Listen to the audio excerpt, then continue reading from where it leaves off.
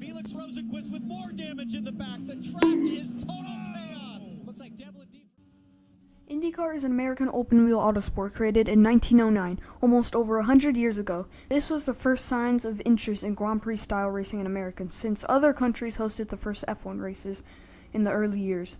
IndyCar had 4 primary chassis from 2 brands, Dallara and Reynard. Reynard was the first chassis manufacturer, and they produced IndyCar bodies and chassis from the late 80s to the late 90s. Reynard supplied chassis for the IRL, standing for Indy Racing and CART, the championship auto racing teams, which was formed because the teams didn't like the control that the IRL had on them. The next 2 chassis were far more advanced. It started with the Dallara IR03 and IR05.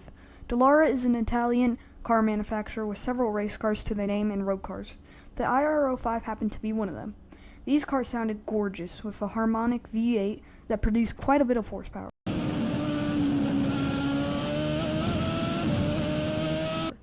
The next chassis is the Dallara DW12, which was run from 2012 to 2017.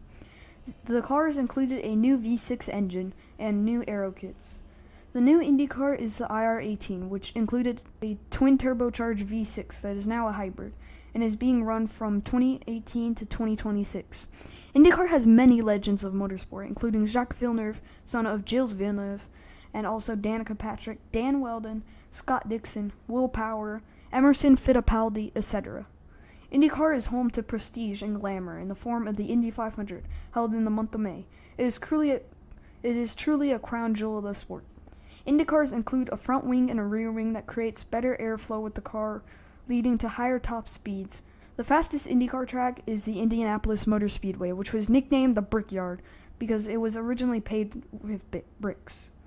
The average speed of an IndyCar at the Indy 500 ranges from 190 miles per hour to 230 miles per hour. The fastest new IndyCar top speed was around 240 miles per hour, set by Pato O'Ward in the 2023 Indy 500 qualifying. 2.7 mile an hour lap. How about that? And how about the trap speed? Indy cars are one of the fastest track racing motorsports, but the fastest is definitely drag racing, which goes like 300 miles per hour.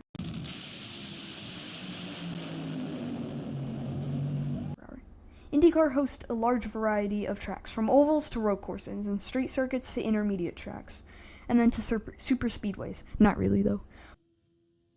What is an IndyCar like to drive, you may ask? IndyCars have quite a bit of grip in the IR18, and they also have ABS and traction control, if I'm not wrong. The DW12, however, with no power steering, no ABS, nor traction control. ABS stands for anti-brake locks, and keeps your car from locking the front tires due to the brakes, and traction control helps with oversteer, which is when you spin out at high speeds or when your tires are cold. IndyCars also have a 0 to 60 of about 2 seconds to 3 seconds, depending on the aero setups. Speaking of aero setups, IndyCars have 3 aero setups. The oval setup, which doesn't have a high downforce setup because on ovals you don't need that much downforce, and the road course setup, which has a more complex front and rear wing, and then the short track setup, which is similar to the road course setup, except the fact that its aero is a little bit different. Why you should watch IndyCar? Unlike most motorsports, IndyCar is a spec series and has many talented drivers and a unique schedule, to say the least. Also, they have big crashes. IndyCar, at the end of the day, is cars going around in circles. That's why we love it.